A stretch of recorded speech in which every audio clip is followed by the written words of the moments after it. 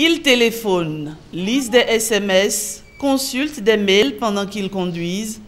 Cette pratique très répandue va à l'encontre des règles de sécurité routière, mais pour les usagers, cela ne pose aucun problème.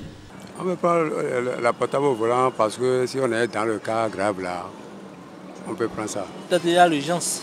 Il y a l'urgence, on t'appelle, peut-être c'est ton patron. On a des urgences parfois qu'on ne peut pas s'emparer de ne pas parler avec la personne. Pour quelques secondes d'inattention, le pire peut se produire, car en effet, communiquer au volant ou au guidon multiplie les risques d'accident. Vous êtes au téléphone, vous êtes distrait, vous pouvez ne pas respecter un feu tricolore parce que vous ne voyez pas. Et la distraction au volant peut vous permettre de créer non seulement des comportements de défiance, que vous permettent de ne pas rester sur votre couloir de circulation.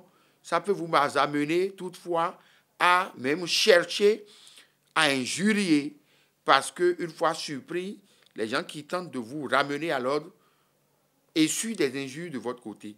Plus de 30% des cas d'accident ont pour origine ou cause l'usage du téléphone ou autre accessoire au volant. L'usage du téléphone au volant est une infraction à la réglementation routière.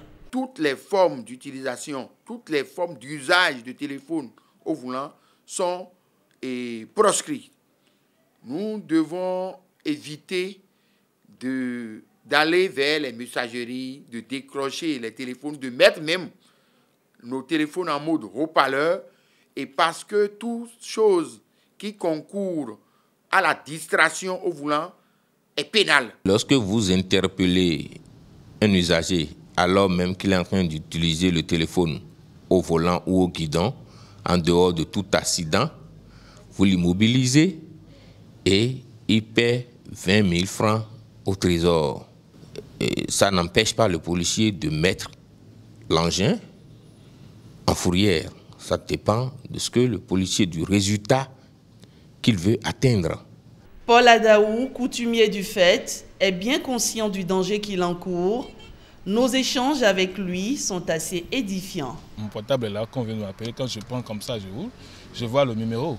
Et des fois, je laisse ça à main libre comme ça. Hein, et quand c'est à main libre, je vois que bon, le bruit me dérange un peu. Je prends ça comme ça, je suis au volant et ma main comme ça. Mais lorsque je vois un policier, je suis obligé de ramener ça comme ça parce qu'il ne faut pas que le policier me bouffe les 5 000 francs. Vous le savez alors que c'est interdit. C'est normal et je ne suis pas seul. Même vous le faites? Même les autorités le font. Les fonds recouvrés sont reversés au trésor public, mais ce n'est pas toujours le cas. Les révélations de Paul Adaou nous en donnent la preuve. Lorsque le policier t'arrête, l'infraction est là, c'est à 25 000 ou 5 000 que tu payes à la caisse de l'État. Donc ça, on n'a pas le choix. Mais quand ça arrive comme ça, on essaie de supplier au policier. Bon, ce n'est pas des choses que je dois lire. Mais on essaie. Vous suppliez le policier qui ne prend plus la somme normale, c'est ça? Bon. La somme qu'il devait prendre. Bon, je n'ai pas dit ça, mais on essaie de supplier quand même. Vous négociez en quelque sorte? Oui, on négocie. Cette situation n'échappe pas au Centre national de sécurité routière qui s'active pour y remédier. Par moment, nous avions un certain nombre d'agents, on a un certain nombre de nos forces de l'ordre et qui transforment ces opportunités-là de pénalité en opportunités de satisfaction individuelle. Conduire et téléphoner est un binôme à risque, donc à proscrire absolument. Et même si les dispositions légales en la matière semblent ne pas dissuader les usagers, n'est-ce pas finalement une question de responsabilité individuelle? Il ne tient donc qu'à chaque Béninois de savoir si oui ou non la vie est sacrée et si oui ou non elle mérite d'être préservée.